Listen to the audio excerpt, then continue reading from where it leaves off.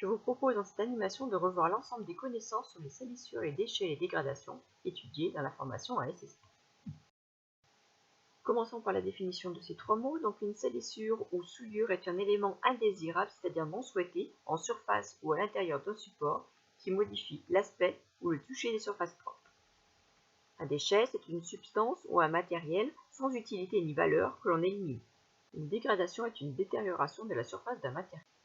Les dégradations sont classées en deux catégories, les dégradations réversibles qui peuvent être éliminées avec un traitement adapté et les dégradations irréversibles qui ne peuvent pas être éliminées. Comme exemple de dégradation réversible, il peut y avoir des tags, des chewing-gums collés sous des tables, et pour les dégradations irréversibles, de la rouille, une décoloration ou des rayures. Les salissures peuvent être classées en fonction de leur dimension, de leur masse volumique, c'est-à-dire de leur densité, de leur consistance ou de leur nature chimique.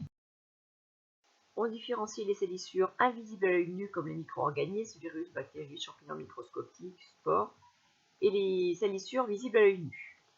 Celles-ci se séparent en deux catégories, les salissures non adhérentes, qui n'accrochent pas sur les supports, et les salissures adhérentes.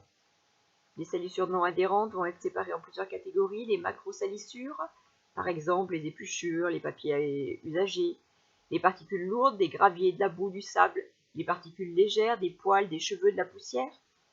Et pour les salissures adhérentes, on distingue les taches grasses, comme le beurre, l'huile, les taches non grasses, comme la sueur, les fruits, les mucosités, le sucre, et les dépôts minéraux, comme le tartre. Les déchets sont classés en différentes catégories. On distingue d'abord les déchets valorisables, qui peuvent être donc recyclés soit pour les médicaments à cyclamède, soit pour le papier, les plastiques dans les poubelles jaunes, pour le verre dans les poubelles vertes. Il y a également les DAOM, déchets assimilés aux ordures ménagères, donc que l'on met dans la poubelle classique.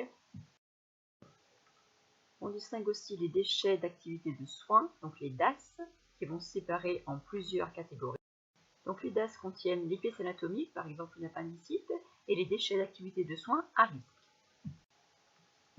Les déchets d'activité de soins à risque regroupent les produits toxiques, les produits radioactifs, et les déchets d'activité de soins à risque infectieux.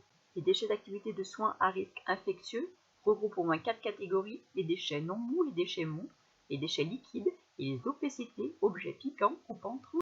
Vous devez maintenant être prêt pour l'évaluation des connaissances sur les salissures, les déchets et dégradations, et vous pouvez revoir cette animation autant de fois que nécessaire.